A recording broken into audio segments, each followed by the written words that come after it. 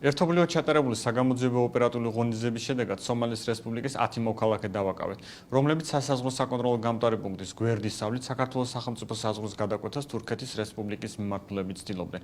გამოძიება სახელმწიფო საზღვრის უკანონო ჯგუფურად გადაკვეთის მცდელობის ფაქტზე მიმდინარეობს.